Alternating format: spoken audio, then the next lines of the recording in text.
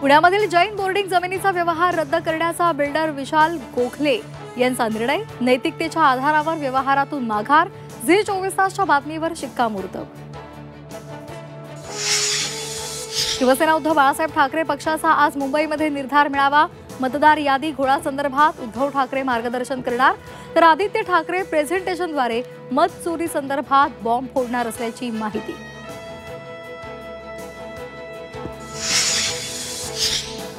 मनसेच्या थोड्याच वेळात शिवतीर्थावर बैठक. मतदार यादीसह 1 नोव्हेंबरच्या मोर्चाबाबत बैठकीत चर्चा होणार, तर प्रत्येक वॉर्डामधील मतदार याद्यांमधील सुधारित अहवाल सादर करा.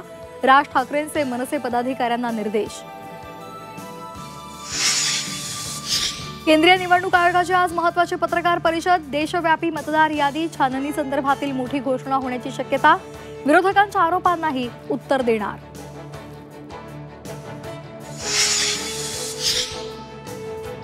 मराठा आरक्षण GR आज सुप्रीम सुनावणी. हैदराबाद गॅझेटियरवर सर्वोच्च न्यायालयामध्ये सुनावणी. हैदराबाद गॅझेटियरला स्थगिती देण्याची मागणी.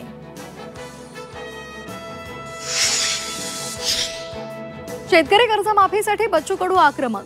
बच्चू कडू शेकडो ट्रॅक्टर घेऊन आज नागपूरच्या दिशेनं रवाना होणार. मोर्चा आधी मुख्यमंत्र्यांकडून कडूंना बैठकीचं निमंत्रण. महिला डॉक्टर आत्महत्या प्रकरणामध्ये आरोपी गोपाल बदनेला 30 ऑक्टोबरपर्यंत पोलीस कोठडी. बदनेला बळीचा बकरा बनवलं जात असल्याचा वकिलांचा आरोप, तर सुसाईड नोटवर शंका घेणं चुकीचं, सरकारी वकिलांचा युक्तिवाद.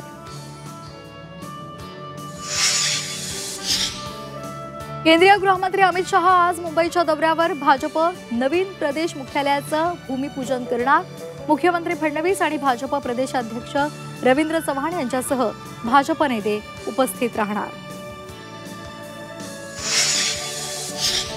लासलगावमध्ये जोरदार पावसाची बॅटिंग. शिव नदीला पूर. बंधाऱ्यावरच्या खडकांवरून पाणी कोसळत असल्यामुळे धबधब्याचं स्वरूप.